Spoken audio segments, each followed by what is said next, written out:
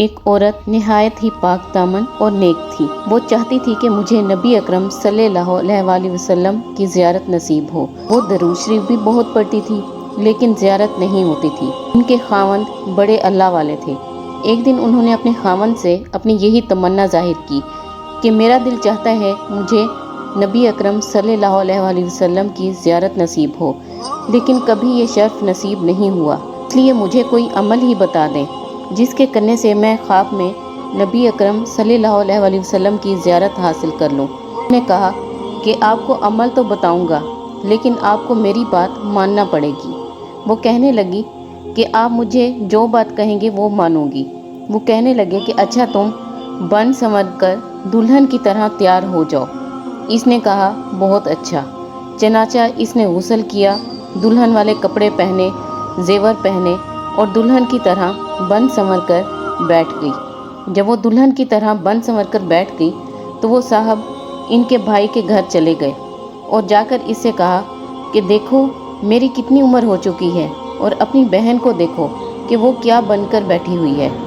گھر آیا اور اس نے اپنی بہن کو دلہن کے کپڑوں میں دیکھا تو اس نے اسے ڈانٹنا شروع کر دیا کہ تم کو شرم نہیں آتی؟ یہ کیا عمر ہے دلہن بننے کی؟ بال سفید ہو چکے ہیں، تمہاری کمر سیدھی نہیں ہوتی اور 20 سال کی لڑکی بن کر بیٹھی ہوئی ہو۔ اب جب بھائی نے ڈانٹ پلائی تو اس کا دل ٹوٹا اور اس نے رونا شروع کر دیا، حتیٰ کہ وہ روتے روتے سو گئی۔ اللہ کی شان دیکھیے کہ اللہ رب العزت نے اسے اسی نیند میں اپنے محبوب صلی اللہ علیہ وآلہ وسلم کی زیارت کروا دی۔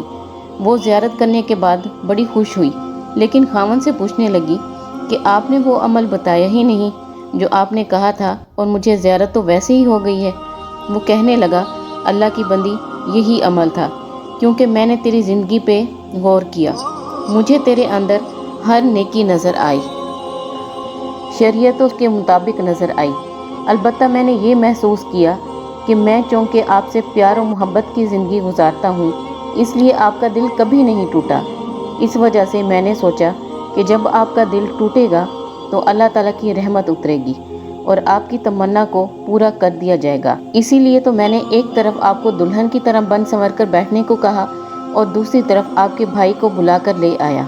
اس نے آ کر آپ کو ڈانٹ پلائی جس کی وجہ سے آپ کا دل ٹوٹا اور اللہ رب العزت کی ایسی رحمت اتری کہ اس نے آپ کو اپنے محبوب صلی اللہ علیہ وآلہ وسلم کی زیارت کروا دی۔